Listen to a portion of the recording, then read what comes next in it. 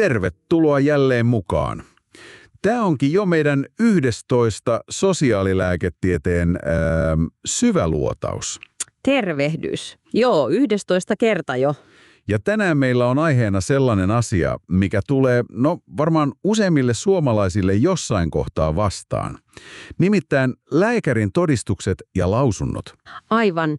Ne on tosi tärkeitä monessa paikassa, kun haetaan vaikka sairauslomaa tai jotain etuuksia, tai selvitetään terveydentilaa muuten vaan. Juuri näin. Käydään siis läpi, että mitä nämä erilaiset todistukset ja lausunnot oikein ovat ja mihin niitä sitten käytännössä tarvitaan. Joo, hyvä idea. Että kuulijakin sitten ymmärtää paremmin, miksi just tiettyä lappua tai nykyään sähköistä dokumenttia kysytään. Mennään suoraan asiaan. Aloitetaan varmaan siitä kaikkein yleisimmästä, eli A-todistuksesta. Siihen taitaa useimmat törmätä. Joo, todellakin. Se A-todistus on siis lyhytaikaiseen sairauslomaan, kun poissaolo on alle 60 päivää. Okei. Se on se todistus, mikä yleensä viedään työnantajalle tai sitten Kelalle osoitukseksi siitä, ettei ole työkykyinen. Ja millä perusteella lääkäri sen sitten kirjoittaa? No jos lääkärin tutkimuksessa todetaan joku sairaus, joka ihan oikeasti estää sen työn, tai sitten se voisi pahentua siinä työssä. Tai vaatii hoitoa? Niin, tai jos se hoito vaatii sen, ettei töihin voi mennä.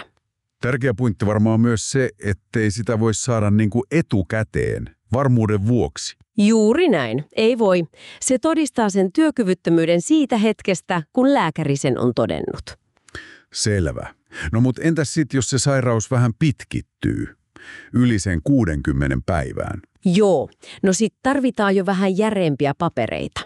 Silloin astuu kuvaan B-lausunnot. Ahaa, B-lausunnot. Ja niitä on ilmeisesti kaksikin erilaista. B1 ja B2. Just. B1 ja B2. Mikä niissä on se pääero A-todistukseen? Ne on huomattavasti laajempia, paljon yksityiskohtaisempia. Siinä ei enää riitä pelkkä diagnoosi, vaan lääkärin täytyy kuvata potilaan toimintakykyä. Toimintakykyä, okei.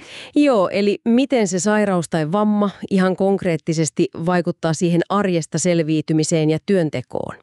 Ja just tämä toimintakyvyn kuvaus on se ydinjuttu, kun haetaan pitempiä etuuksia. Kuulostaa ihan loogista. No mihin sitä B1-lausuntoa sitten käytännössä tarvii?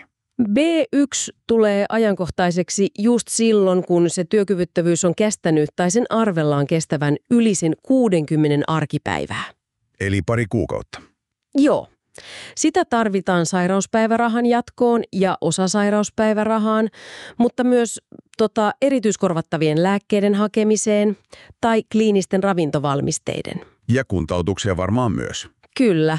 Monissa kuntoutushakemuksissakin se B1 vaaditaan. Selvä. Entäs sitten se toinen, B2? Se kuulostaa jotenkin vielä vakavammalta. No sitä se usein onkin.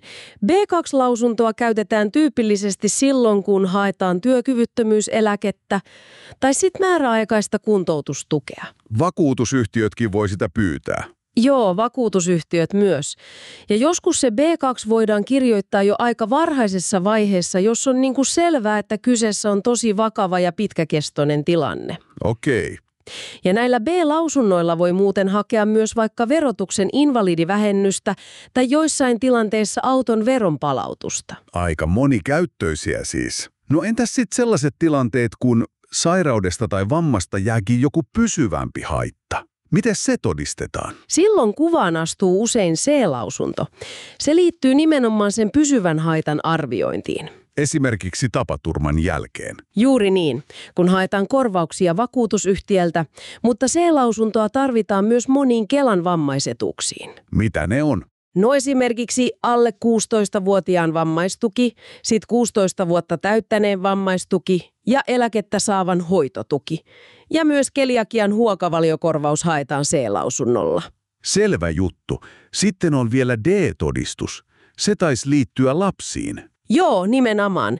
D-todistus on se avain erityishoitorahaan. Eli rahaa vanhemmalle. Kyllä, alle 16-vuotiaan lapsen huoltajalle, jos lääkäri katsoo, että vanhemman on välttämätöntä osallistua lapsen sairaalahoitoon tai siihen liittyvään kotihoitoon tai kuntoutukseen. Okei.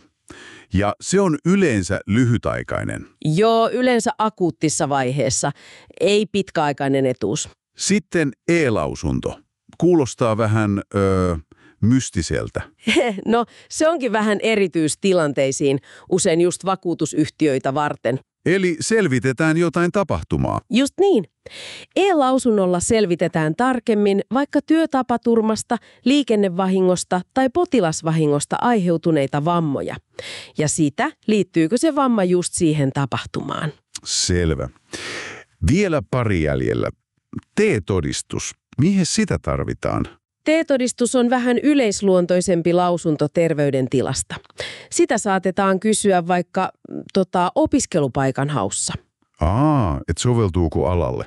Joo, just sitä, että oppilaitos haluaa varmistaa sen soveltuvuuden terveyden puolesta. Ja se on voimassa yleensä 3 kuukautta. Okei. Ja vikana, mutta ei vähäisimpänä. Nuorison terveystodistus. Tosi tärkeä paperi nuorille. Sen saa yleensä koulu- tai opiskeluterveydenhuollosta. Siinä 14-15-vuotiaana tai toisen asteen opiskelijana. Ja se perustuu tarkastukseen. Kattavaan terveystarkastukseen. Sitä tarvitaan usein ammatilliseen koulutukseen, ajokorttiin, joskus töihinkin.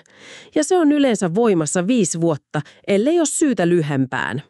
Kiitos tästä. Tämä oli tosi selkeä paketti. Kuten säkin kuulija huomaat, niin tämä todistusten ja lausuntojen vidakko on, onhan se aika monimutkainen. On se, kyllä, mutta tosi tärkeä osa meidän sosiaaliturvaa ja terveydenhuoltoa. Ne tavallaan varmistaa, että ihmiset saa oikeanlaista tukea oikeaan aikaan. Ne on siis linkki monen toimijan välillä. Juuri niin. Potilaan, terveydenhuollon, Kelan, vakuutusyhtiöiden, työnantajankin välillä joskus. Niiden avulla pyritään tekemään oikeudenmukaisia päätöksiä. Joo. Tämä nykysysteemi on siis aika vakiintunut, mutta kun kaikessa niin digitalisaatio muuttaa tätäkin alaa. Mitä sä veikkaat? Miten vaikka Omakanta ja etävastaanotot muuttaa näiden todistusten käyttöä tulevaisuudessa? Tuleeko sitä helpompaa? Vielä sähköisemmäksi ja integroidummaksi osaksi kaikkea muuta. Niinpä. Mielenkiintoista seurata. Hei, jos sulla heräsi tästä ajatuksia tai kysymyksiä, niin laita ihmeessä kommenttia tulemaan sinne alle. Keskustellaan mielellään lisää. Joo, ehdottomasti. Kiitos mielenkiinnosta ja oikein mukavaa päivän jatkoa sinulle.